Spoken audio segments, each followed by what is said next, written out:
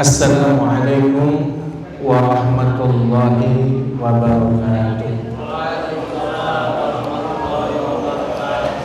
Alhamdulillah wassalatu wassalamu ala Rasulillah Muhammad ibn Abdullah wa ala alihi wa ashabihi wa mawala amma ba'd.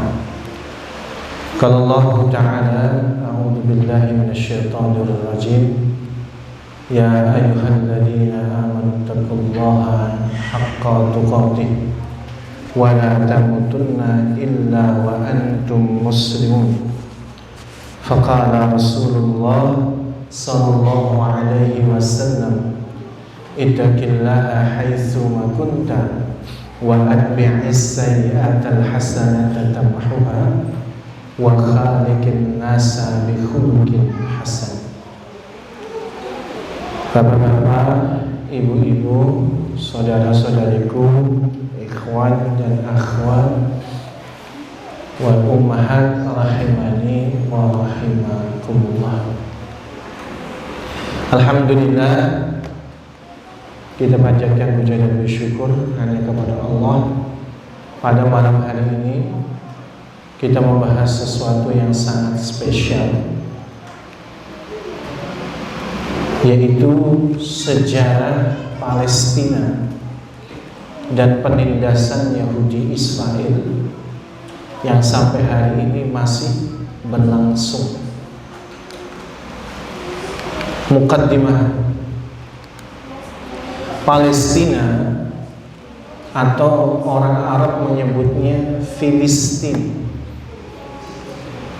Jadi kalau Arab nggak Palestina, itu khas Indonesia banget, Palestina. Tapi jangan yang orang Jawa Palestino, jangan. Ya, tapi aslinya adalah Filistin. Ya, sampai sekarang orang Arab itu menyebutnya Filistin, dan orang Palestina sendiri ya Filistin. Sejumlah ahli sejarah percaya bahwa nama Palestina itu berasal dari kata Filistia, mengacu pada orang Filistin yang menduduki sebagian wilayah itu pada sebelum abad ke-20 sebelum Masehi. Jadi penamaan Palestina ini merujuk pada suku yang paling tua, suku kuno yang paling lama tinggal di wilayah itu, yang memang mereka masih keturunan Nabi Nuh alaihissalam pasca banjir bandang.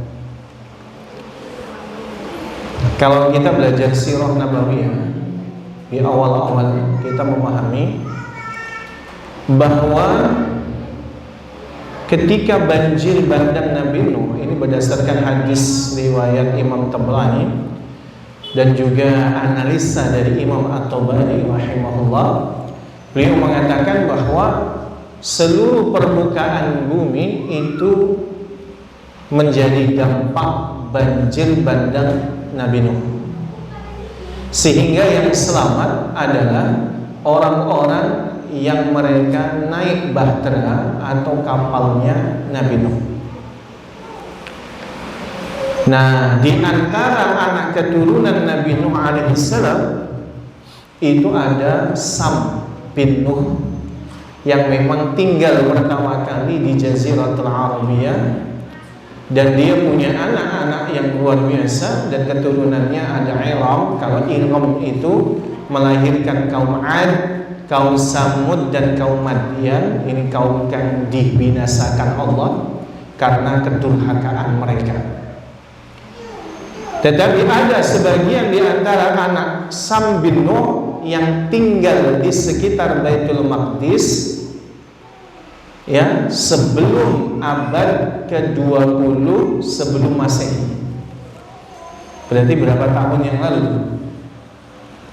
20 abad sebelum Masehi. 1 abad 100 tahun. Sekarang 2023, berarti 4023 tahun yang lalu suku Filistin sudah berdiam atau bertempat tinggal di Baitul Maqdis.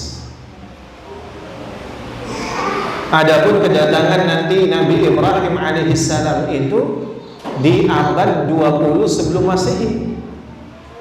Jadi kalau kedatangan ataupun Nabi Ibrahim itu hijrah ke Baitul Maqdis itu kira-kira 2000 sebelum Masehi. Jadi ketika Nabi Ibrahim itu pindah ke Baitul Maqdis, di situ sudah eksis suku Filistin. Bahkan saya pernah cari ya beberapa riwayat bahwa Ibunda Sarah, istri pertama Nabi Ibrahim alaihissalam sendiri, itu dari suku Filistin. Jadi suku Filistin ini suku yang memang mendiami lebih dulu di Baitul Maqdis. Adapun kalau secara ciri fisik, suku Filistin itu Pak adalah gabungan Eropa dan Asia. Gabungan Eropa, Arabia. Gimana Pak? Gabungan Eropa dengan Arab. Kulitnya kulit Asia yang bersih, kecantikan perpaduan Eropa dan Asia, mesti tinggi besar, tinggi. Kalau Asia kan cenderung pendek, ya, hidungnya mancung, kulitnya putih, dan apa? Warna matanya antara biru, hijau, coklat, ya. Itu matanya. Matanya biru, coklat, dan hijau. Pernah lihat perempuan wanita yang matanya hijau, Pak? Loh, kok nggak pernah?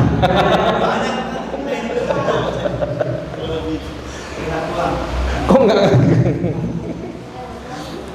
Di mana Bang lihat perempuan wanita yang matanya hijau? Nggak jauh-jauh, tiap hari ketemu. Itu hijau yang lain. Ini hijau beneran. Hijau beneran. Artinya suku Filistin ini memang luar biasa. Oleh karenanya dahulu ketika cerita Nabi Ibrahim alaihissalam, Ibunda Sarah itu di usia yang sudah menjelang 60-70 tahun itu sampai Raja Mesir naksir. Saking gak tahannya melihat kecantikan Ibunda Sarah, sampai dia out of control tangannya, pengen memegang tangannya Ibunda Sarah. Umur berapa? 60-70 tahun. Raja Mesir naksir. Gimana? Orang zaman sekarang umur 60-70 tahun? Jangan, tergantung orangnya.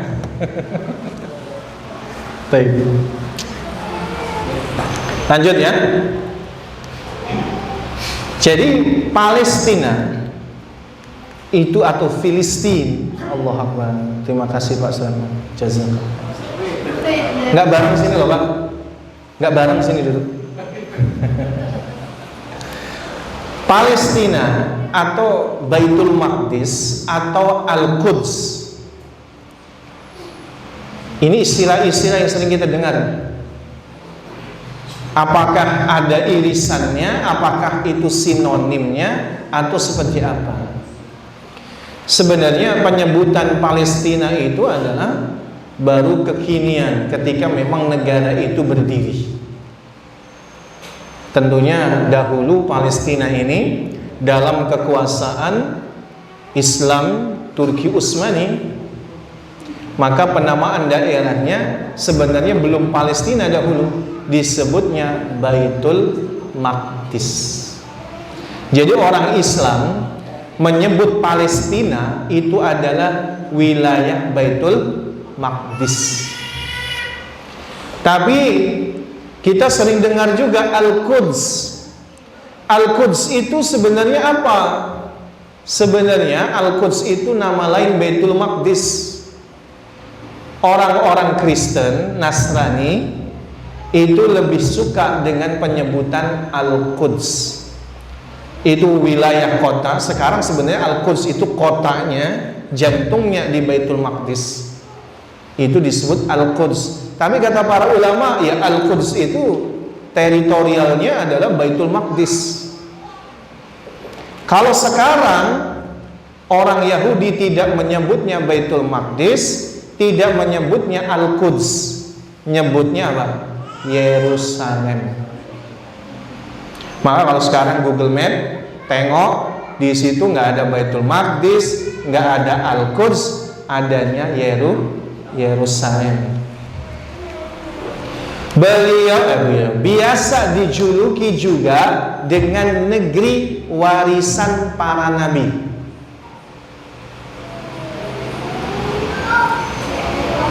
Julukan ini tidak lain karena banyaknya para nabi dan rasul yang dilahirkan, yang tumbuh, berdakwah, bahkan wafat dan dikuburkan di wilayah tersebut. Dan ini sesuatu yang tidak terbantahkan. Palestina itu bukan negeri umat Islam yang secara sederhana itu adalah umat Islamnya orang yang tinggal di sekitar Baitul Maqdis. Keliru. Ini negeri warisan para nabi. Ini kota suci, ini negeri suci yang diestafetakan oleh para nabi dan para rasul. Dalam hadis riwayat Imam Tirmidzi, bahkan Rasulullah SAW menyampaikan nabi dan rasul yang diutus di sekitaran Baitul Maqdis dan sekitarnya jumlahnya berapa? 123.000 nabi dan rasul. Banyak sekali. Jadi bukan 20, bukan 25, 123.000 nabi dan rasul. Itu hadis Tirmidzi, hadisnya hasan. Makanya di dalam Al-Quran itu disebutkan ada yang diceritakan dalam surah Al-Qasas, ya. Ada yang tidak diceritakan. Kalau kita ngomongkan nabi dan rasul itu cuma 25, itu kan sebenarnya sebagian ulama membuat angka 25 itu adalah minimal lah kita harusnya tahu. Kalau dibilang hukum wajib, nanti bapak-bapak yang gak hafal 25 nabi dan rasul dosa. 25 itu setidaknya. Kalau kita bicarakan yang ada di dalam Quran dan hadis lebih dari 25. Contohnya apa? Pernah dengar Nabi Sam'un? Nah, Samson. Jadi kalau di film barat namanya Samson and Delila. Kalau Indonesia Samson dan Laila, bukan Duile. Benyamin S ya. Ya Allah. Saya pernah sih nonton, cuma tidak pernah tuntas. Dari kecil nonton. Iya. Itu Nabi Sam'un, tapi nggak masuk angka 25 tadi. Nabi cerita tentang Sam'un itu, Nabi satu-satunya Nabi yang tidak punya umat. Itu namanya Nabi Sam'un. Memang gagah perkasa luar biasa. Jadi apa? Ada yang diceritakan dalam Quran dan hadis, ada yang tidak diceritakan. Jumlahnya sampai 123.000 nabi yang diutus di sekitaran Baitul Maqdis. Di antara yang kita kenal ada Nabi Ibrahim, Nabi Lut, Nabi Ishak, Nabi Yakub, Nabi Yusuf, Nabi Musa, Nabi Daud, Nabi Sulaiman, Nabi Isa alaihimus salam. Itu yang kita kenal, ya. Dan tentunya Nabi Muhammad sallallahu alaihi wasallam, beliau melakukan peristiwa Isra dan Mi'raj, mampir ke Baitul Maqdis. Itulah yang dipahami oleh mayoritas ulama. Risalah yang mereka sampaikan seluruhnya sama, yaitu risalah tauhid. Jadi seluruh para nabi yang ada, risalahnya sama, ajarannya sama, la ilaha illallah. Maka ketika Nabi Ibrahim masuk Baitul Maqdis, lalu kemudian menikahi ibunda Sarah, lama tidak punya anak, maka kemudian ibunda Sarah meminta Ibrahim menikahi Hajar. Setelah menikahi Hajar, lahirlah Ismail. Hajar dan Ismail dibawa ke kota suci Mekah. Lalu Ibrahim kembali ke Baitul Maqdis, lahirlah Ishak. Nah itu. Maka di sini ajarannya sama, terus sama. Muaranya dari Nabi Ibrahim alaihis salam. Ajaran semua Rasul sama. Di dalam Quran surah An-Nahl ayat 36 Allah berfirman, a'udzubillahi minasyaitonir rajim, wa laqad ba'atsna fi kulli ummatin rasula an i'budullaha wajtanibut taghut. Dan sesungguhnya kami telah mengutus Rasul pada tiap-tiap umat untuk menyerukan ajarannya apa? U'budullaha, sembahlah Allah saja, wajtanibut taghut, dan jauhilah taghut. Apa taghut itu?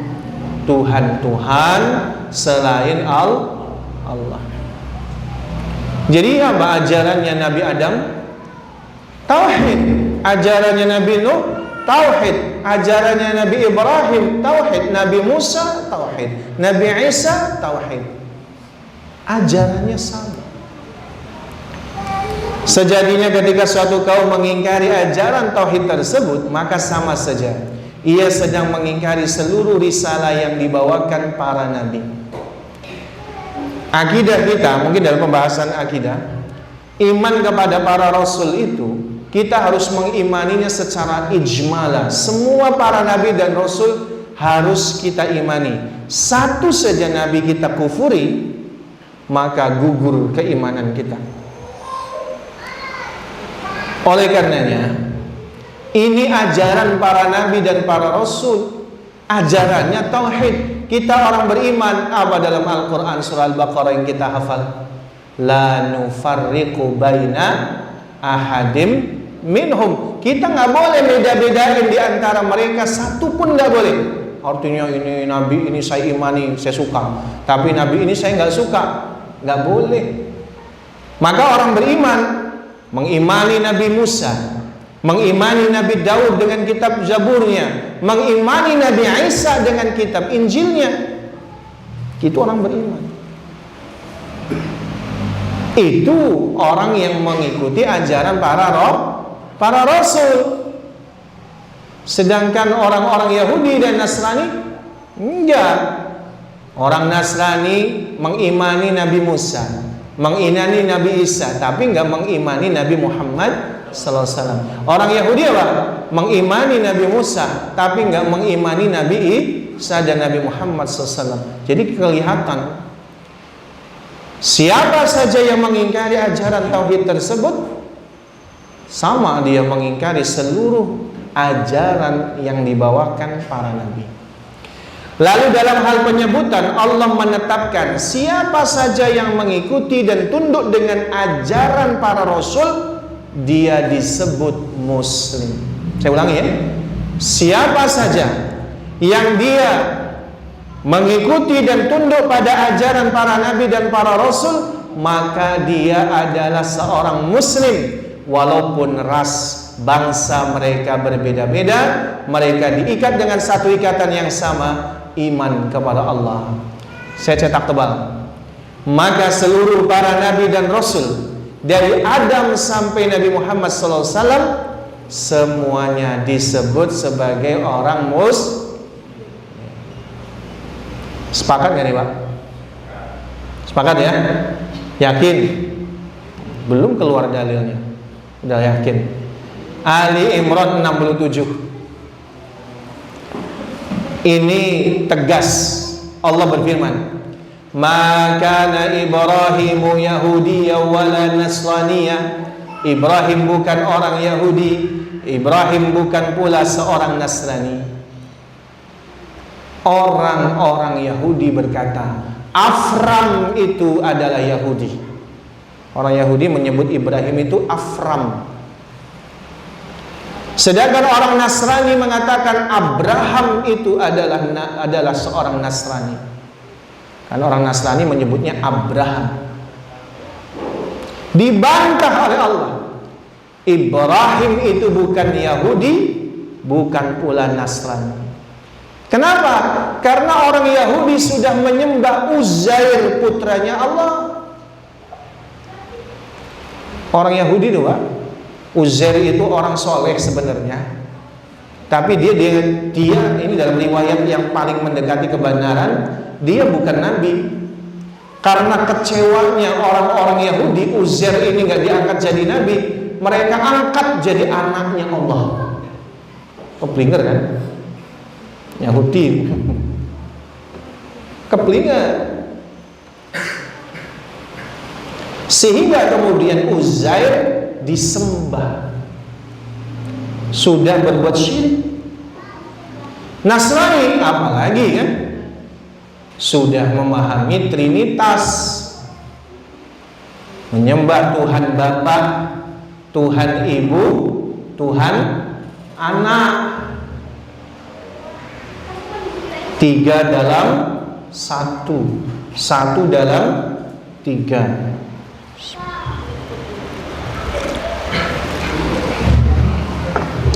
Paham kan? Paham? 3 dalam 1, 1 dalam 3. Kalau paham aneh, orang Kristen aja nggak paham.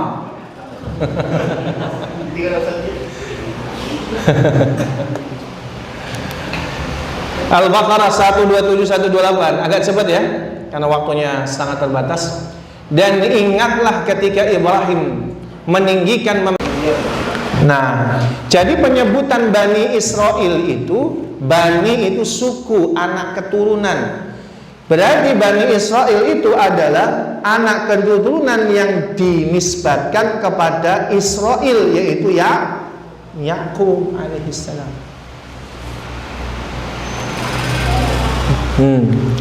Nabi Yakub punya anak berapa? 12 putra, betul. Nah, ini kita zoom di sini. Ini Nabi Yakub. Baik. Tengok, ini Nabi Yakub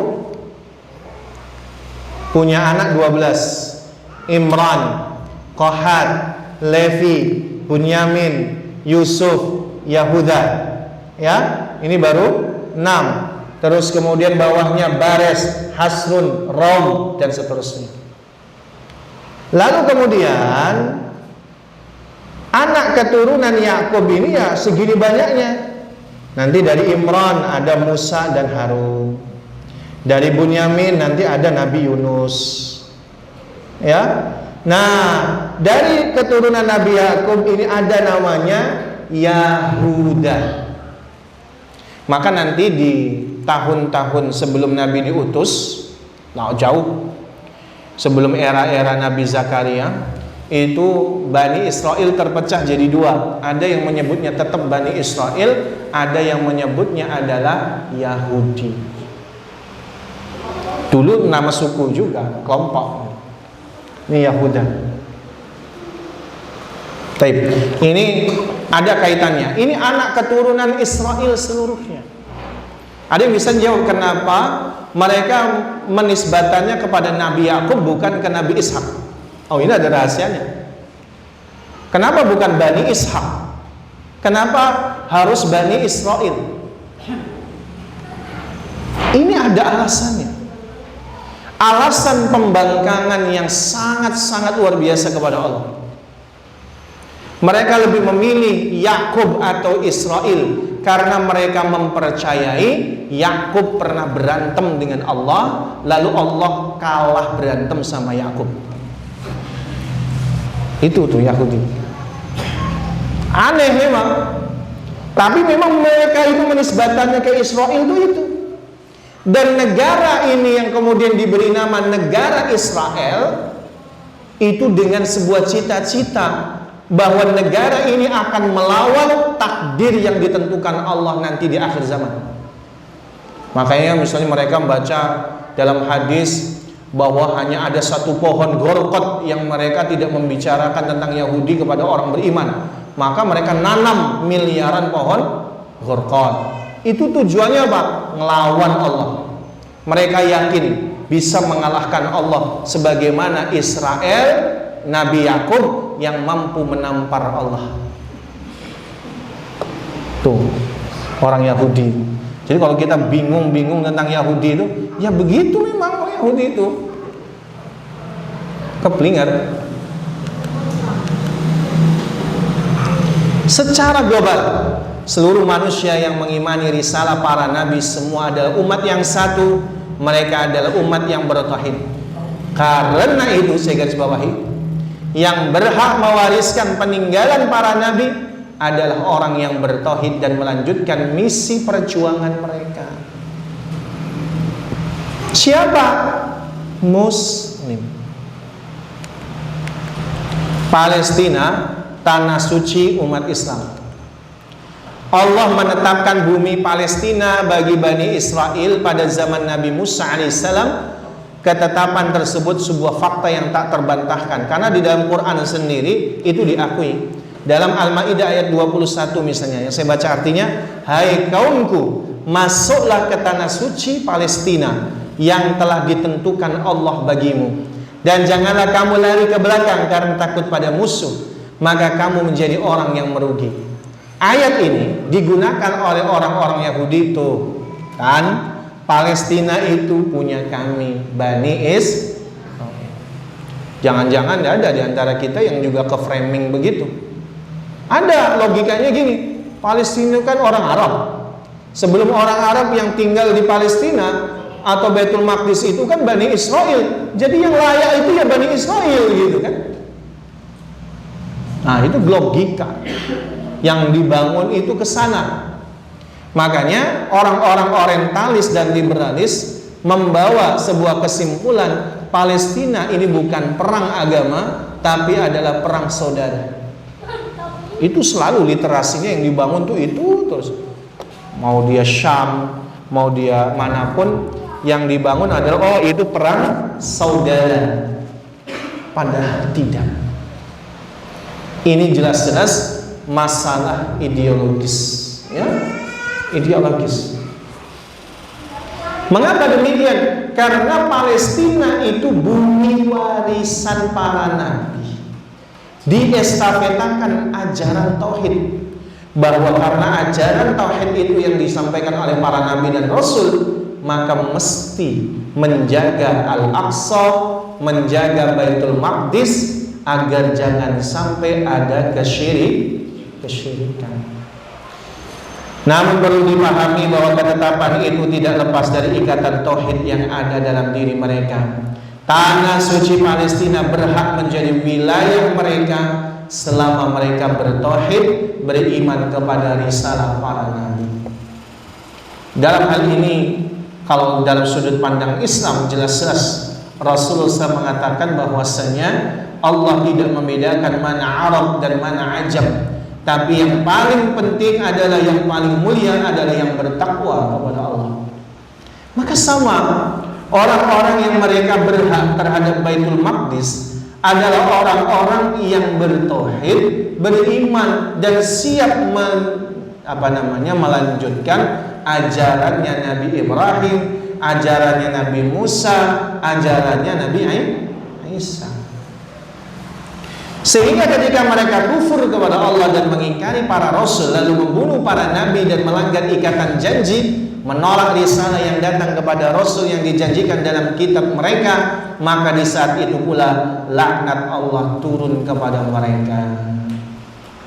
Dalam kesimpulan dalam Quran itu disebutkan surah Al-Imran, sifatnya orang Bani Israel atau Yahudi itu apa? Alladzina yukadzibuna bi ayatillah wa yaqtulunal anbiya bighairi haqq.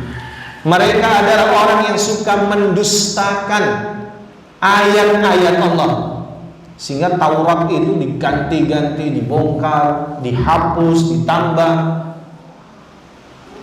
Dan dosa yang paling mengerikan mereka itu apa? Wa yaqtulunal anbiya bighairi. Mereka suka membunuh para nabi. Ada Nabi Yahya, ya, yang sampai ya digergaji, ya. Kemudian ada Nabi Zakaria. Terakhir dosa mereka yang paling luar biasa adalah menghasut Romawi untuk membunuh Nabi Isa. Kenapa Yahudi bernafsu untuk membunuh Nabi Isa? Ada alasannya. Karena misinya Nabi Isa itu 3. Pertama, dia datang dengan membawa kitab Injil. Yang kedua, membenarkan isi Taurat karena Taurat sudah tidak asli. Yang ketiga, menyampaikan berita akan ada Nabi akhir zaman. Poin yang kedua yang membuat Yahudi itu membunuh Nabi Isa, karena Nabi Isa bawa kitab Taurat asli, sementara yang mereka pegang itu benar-benar palsu. Akhirnya menghasut Romawi membunuh Nabi Isa. Tapi Allah kemudian angkat Nabi Isa. Singkat cerita, Romawi sadar dibohongi oleh Yahudi, dan kemudian giliran Romawi memburu para Yahudi tersebut sehingga mereka diusir dari Palestina. Ini mereka diusir dari Palestina 2 kali oleh bangsa Babilonia dan Romawi. Kenapa mereka diusir? Karena dosa-dosa mereka. Makanya sampai nanti berdirinya Israel, negara Israel, beribu-ribu tahun mereka terlunta-lunta. Gimana selanjutnya kronologis sekarang berdirinya negara Israel, konflik Palestina? Insya Allah banyak isya, ya. Barakallahu fikum. Demikian yang bisa kita sampaikan. Kita pending salat isya terlebih dahulu. Insya Allah kita lanjutkan ba'da isya. Barakallahu fikum, wallahu a'lam bissawab. Assalamualaikum warahmatullahi wabarakatuh.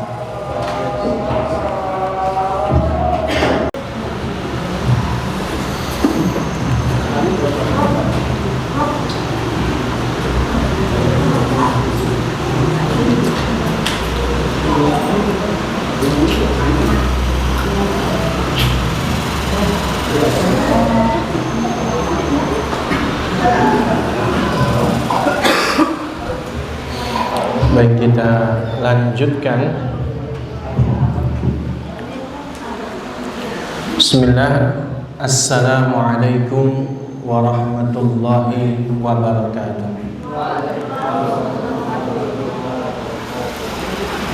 Alhamdulillah wassalatu wassalamu ala Rasulillah wa ala alihi wa ashabihi wa mawalah, amma ba'd. Ikhwanu fiddin wa akhwati fillah, arsadani wa sadakumullah. Masih dalam pembahasan ini. Jadi orang-orang Bani Israel, mereka berhak atas tanah suci Palestina atau Baitul Maqdis selama mereka bertauhid. Ketika mereka kufur kepada Allah, membunuh para nabi dan seterusnya, akhirnya apa? Mereka sudah tidak layak untuk menjadi pewaris tanah suci Palestina. Dan sebelum Isya tadi kita sampaikan, bahkan mereka terusir dari Palestina. Itu adalah hukuman atas kejahatan mereka sendiri. Tengok dalam Al-Maidah 60. Artinya, katakanlah, apakah akan aku beritakan kepadamu tentang orang yang lebih buruk pembalasannya dari orang-orang fasik itu di sisi Allah? Siapa? Yaitu orang-orang yang dikutuk dan dimurkai Allah. Orang fasik itu orang jelek, tapi ada yang lebih jelek.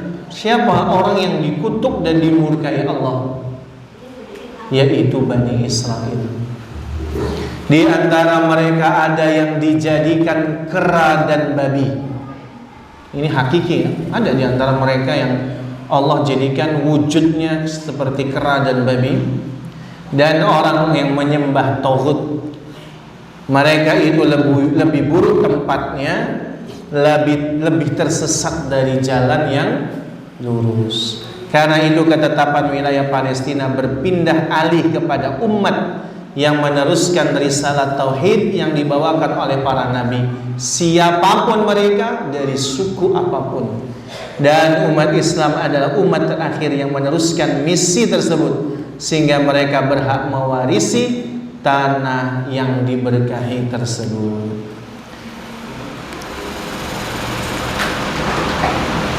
Sebab persoalan kepemilikan hak tidak tergantung pada bangsa, keturunan atau kaum. Ringkasnya, bumi Palestina adalah warisan ideologis, bukan warisan genetik keturunan. Lalu kemudian di dalam Islam, wilayah ini menjadi salah satu tempat yang dimuliakan. Kemuliaan ditandai dengan disebutnya berulang kali dalam Quran maupun hadis Nabi SAW. Bahkan di antara tanda yang cukup nyata, Allah jadikan Masjid Al-Aqsa selama 17 bulan menghadap, atau umat Islam salat menghadap Masjidil Aqsa. Kiblat pertama umat Islam adalah Masjid Al-Aqsa. Ini peristiwa Isra dan Mi'raj, ya, supaya kita tahu Nabi melakukan perjalanan dari Mekah menuju Baitul Maqdis. Ini yang kita garis merah, ini adalah Masjidil Haram di Mekah, melakukan perjalanan Isra ke Baitul Maqdis. Ini sudah nggak ada tulisan Baitul Maqdis, tapi Yerusalem. Ke sini. Kalau naik onta itu 27 sampai 30 hari. Kalau naik onta. Tapi Nabi melakukan perjalanan Isra hanya 1 jam saja, sekitar 1 jam saja, antara maghrib ke Isya. Nabi Hasan. Ini yang disebut Al-Aqsa, ini kayak gini. Jadi yang disebut Aqsa, Al-Aqsa itu kompleks. Ini yang kita garis merah nih. Nah, ini namanya Kompleks Masjid Al-Aqsa. Ada 2 bangunan utama. Yang paling populer ini yang kubahnya emas, namanya Qubbatus Sakhra. Kubah yang di dalamnya ada sakhra. Apa sakhra? Batu.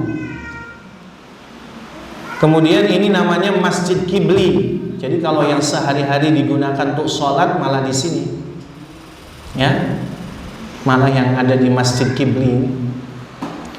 Nah, Nabi ini kalau di sini letak di mana Nabi menambatkan buruk di sini. Sampai sekarang masih ada besi untuk tempat menambatkan buruk, itu masih ada.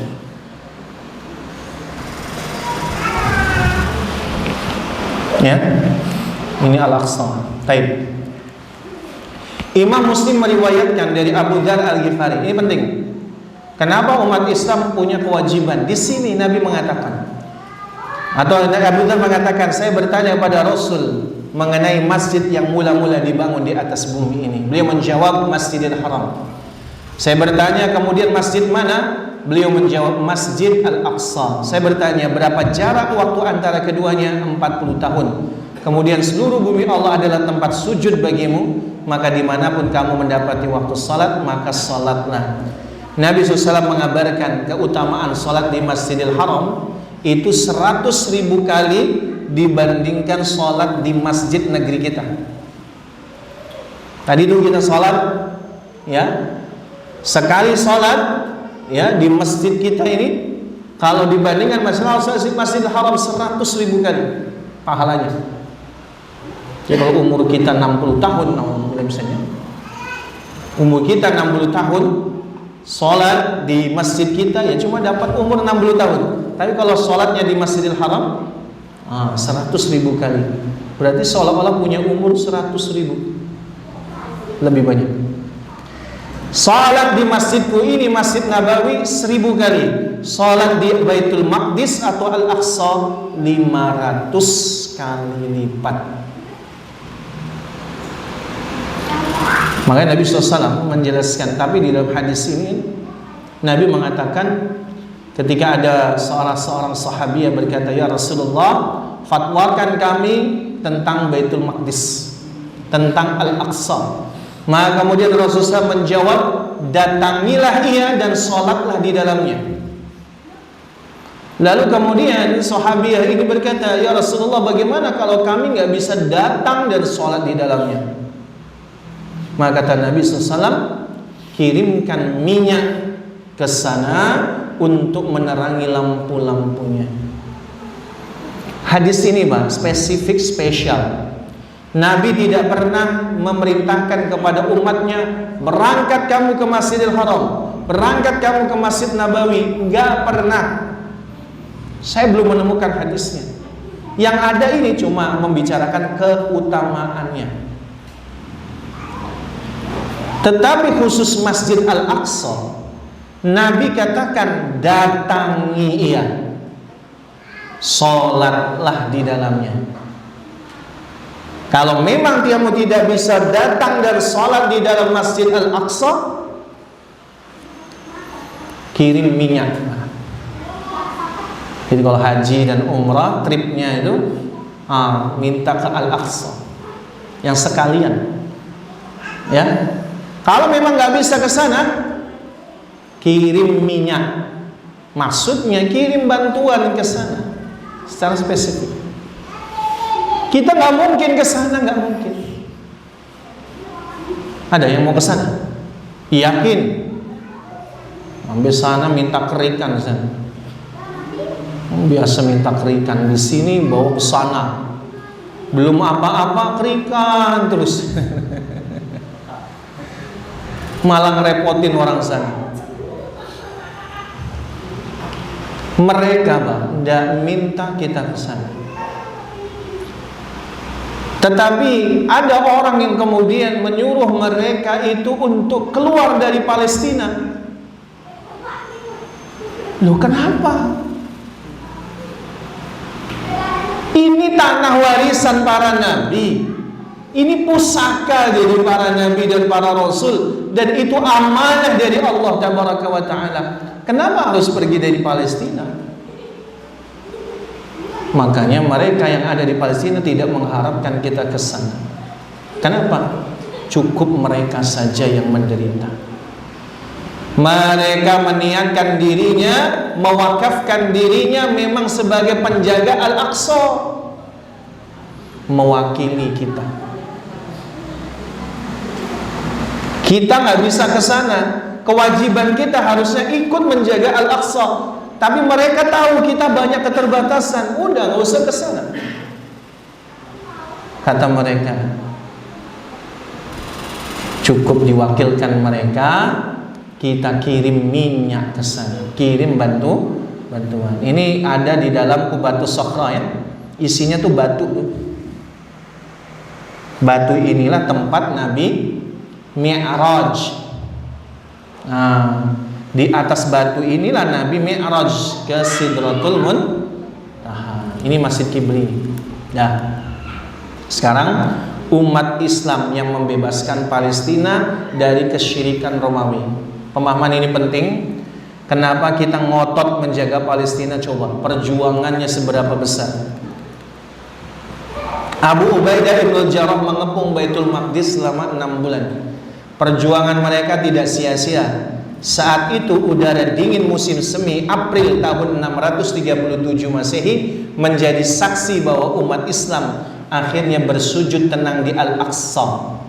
Yang membebaskan Al-Aqsa dari cengkraman kesyirikan itu adalah umat Islam. Karena oleh orang-orang Romawi dijadikan tempat untuk berbuat kesyirikan. Mereka menjadikan Al-Aqsa seperti gereja. Di sana ada patung ya, Yesus salib yang tinggi-tinggi mereka sembah. Itu kesyirikan kan? Maka di April tahun 637 Masehi, ini Masehi hitungannya, ini Masehi, Islam yang membebaskan Palestina dari jerat kesyirikan. Kalau kita tarik mundur, Romawi menguasai Baitul Maqdis kira-kira ya awal-awal Masehi itu. Kalaulah misalnya 25 Masehi, seiring dengan usianya Nabi Isa diburu. Tengok, berarti 612 tahun lamanya Baitul Maqdis dicengkram kesyirikan. Baru Islam lewat kepemimpinan Abu Ubaidah ibn Jarrah dibantu Khalid bin Walid dengan sosok Khalifah Umar bin Khattab, maka kemudian Palestina dibebaskan dari kesyirikan. Umar bin Khattab lah yang membuka Al-Quds, yaitu kota Palestina, Baitul Maqdis tersebut. Zoom lagi, ya. Perampasan Palestina oleh Yahudi. Ini saya skip ya karena waktunya nggak cukup.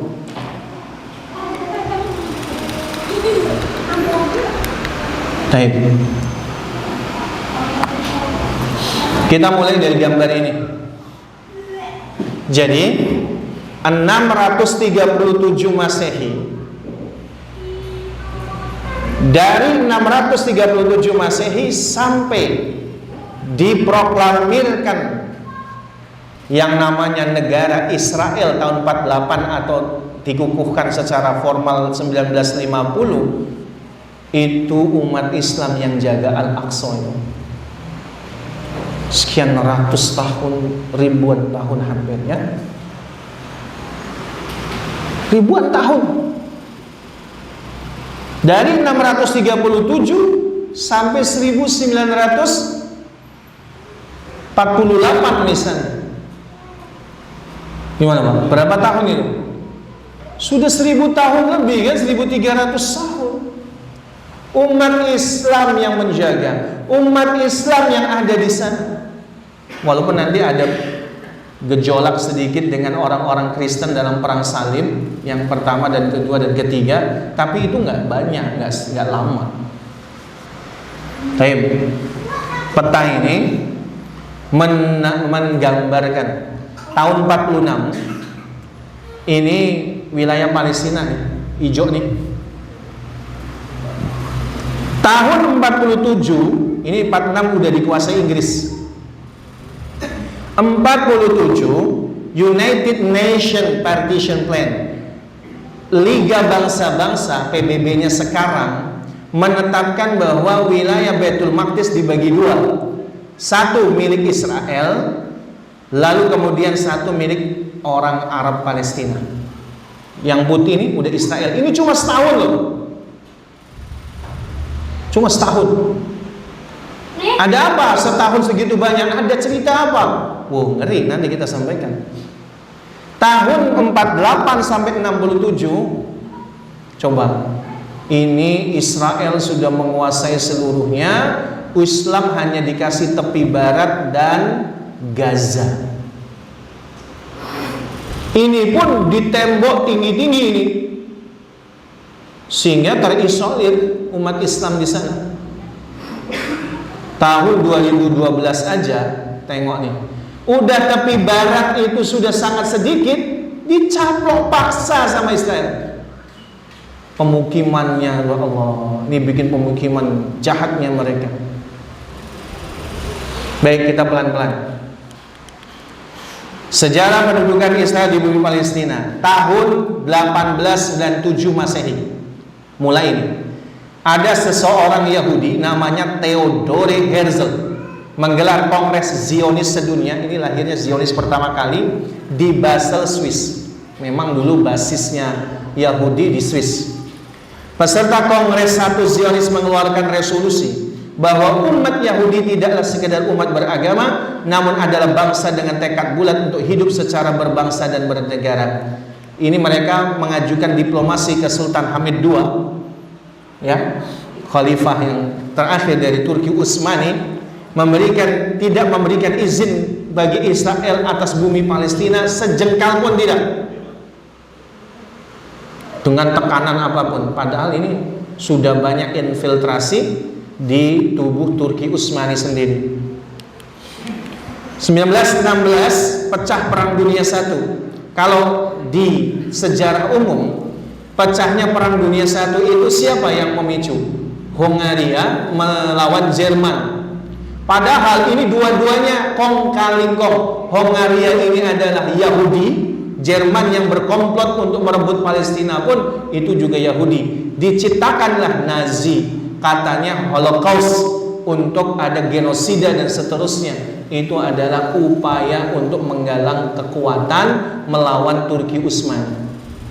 Pecah Perang Dunia I, efeknya apa? Turki Utsmani wilayahnya banyak yang lepas, termasuk Palestina, sehingga Palestina dikuasai oleh Inggris. Inggris keturunan Yahudi, menlunya namanya Arthur James Balfour. Deklarasi Balfour memberitahu pemimpin Zionis Inggris, Lord Rothschild, bahwa Inggris akan memperkokoh pemukiman Yahudi di Palestina, membantu pembentukan tanah air Yahudi. Ini kong kaling kong juga. Jadi setelah Perang Dunia bagi-bagi tanah, termasuk Saudi Arabia, bagi-bagi tanah tuh. Wilayah Turki Utsmani hancur berkeping-keping, jadi kayak potongan kue. Palestina dikasih ke Inggris Yahudi. Tujuannya apa? Udah tahu jelas bakal diserahkan kepada pemimpin Yahudi untuk dijadikan negara Israel. 1947 PBB merekomendasikan pemecahan Palestina menjadi dua negara, Arab dan Israel. Tadi kita potongan yang gambar yang kedua. 48 ada insiden Nakba. Nakba itu artinya malapetaka. Malapetaka dari penggusuran. Sebelum mandat kekuasaan Inggris berakhir pada 14 Mei 48, para militer Israel sudah memulai operasi militer menghancurkan kota, desa Palestina, memperluas perbatasan Israel yang akan lahir. April 48, lebih dari 100 pria, wanita dan anak Palestina dibunuh di desa Deir Yassin di pinggiran Yerusalem. Hal ini menentukan jalannya operasi selanjutnya.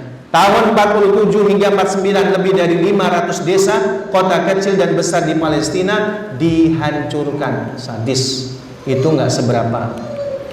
Diperkirakan 15.000 warga Palestina dibunuh, termasuk puluhan pembantaian. Insiden memberikan gerakan Zionis menguasai 78% wilayah bersejarah Palestina, sisanya cuma 22% bagi umat Islam yang sekarang menjadi tepi barat dan jalur Gaza yang terkepung. Diperkirakan 750 warga Palestina terpaksa meninggalkan rumah mereka. Saat ini keturunan mereka hidup sebagai 6 juta pengungsi di 58 kamp pengungsi di seluruh Palestina dan negara tetangga Lebanon, Suriah, Yordania dan Mesir. 15 Mei 48 Israel mengumumkan pendirian negara.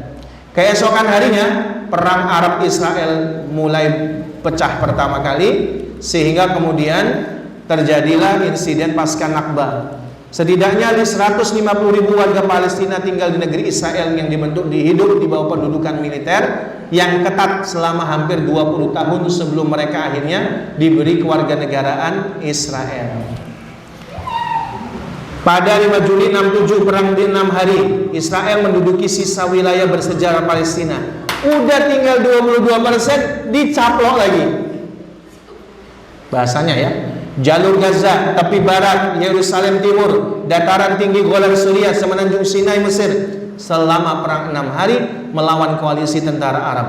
Pembangunan pemukiman di tepi barat dan jalur Gaza yang diduduki terus menerus hingga bahkan naudzubillah banyak mereka mendiskriminasi umat Islam, melarang segala bentuk aspirasi politik ataupun sipil. Ini kejadian intifada.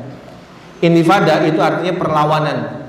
Dilakukan Palestina pertama kali di jalur Gaza Desember 87. Ini terjadi setelah 4 warga Palestina tewas ketika sebuah truk Israel bertabrakan dengan 2 van pembawa pekerja Palestina. Protes menyebar dengan cepat ke tepi barat. Hal ini juga menyebabkan berdirinya gerakan Hamas yang pertama kali terlibat dalam perlawanan bersenjata melawan pendudukan Israel. Jadi itu kronologi berdirinya Hamas. Menurut organisasi hak asasi manusia yang mereka keluarkan sendiri ini, organisasi ini namanya Israel B'Tselem. Dari peristiwa di atas, 1070 warga Palestina dibunuh, termasuk 237 anak-anak.